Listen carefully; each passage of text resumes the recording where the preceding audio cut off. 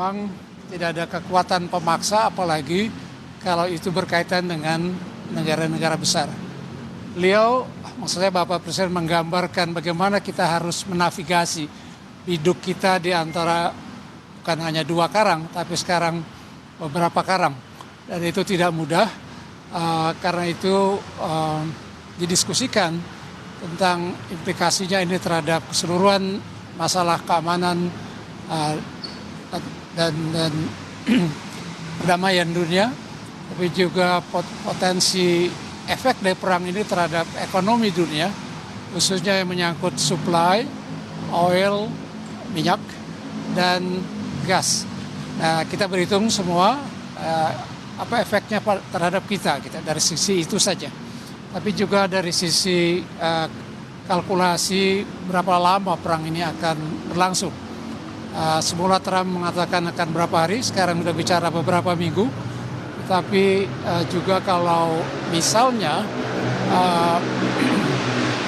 Amerika akan menggelar pasukan daratnya bisa jadi lebih panjang, dan reaksi perlawanan di sekitar negara-negara Timur Tengah juga akan membesar dan akan, karena itu perang berlangsung lama.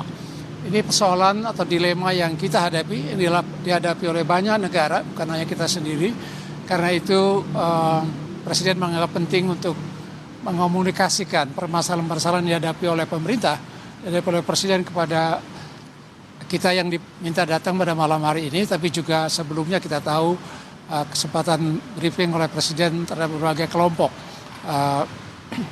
melalui pertemuan seperti ini yang sifatnya briefing, kemudian dialog atau tanya jawab, dan selebihnya ya masing-masing kita mencoba memberikan kontribusi pemikiran, dan Presiden sangat terbuka untuk dalam menanggapi usul-usul pemikiran dari para peserta.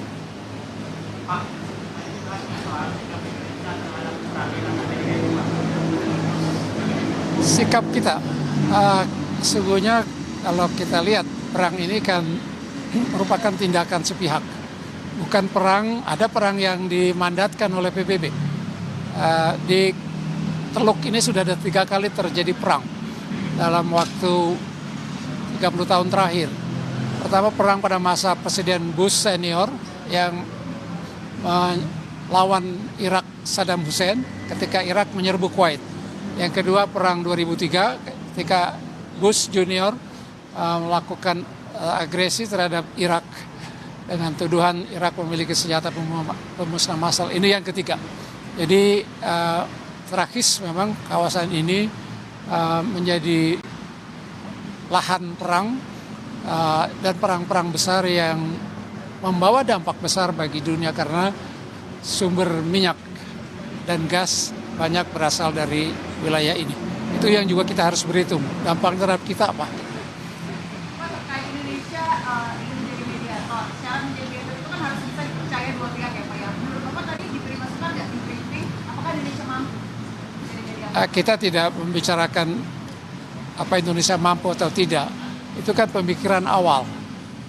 Dengan kata lain, untuk menjadi mediator kan harus juga ada penerimaan dari dua pihak yang bertikai. Dan kita belum lihat tanda-tanda itu.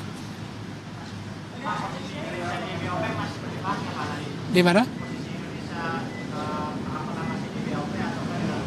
Kita bahas, tapi juga dalam konteks perkembangan mutakhir.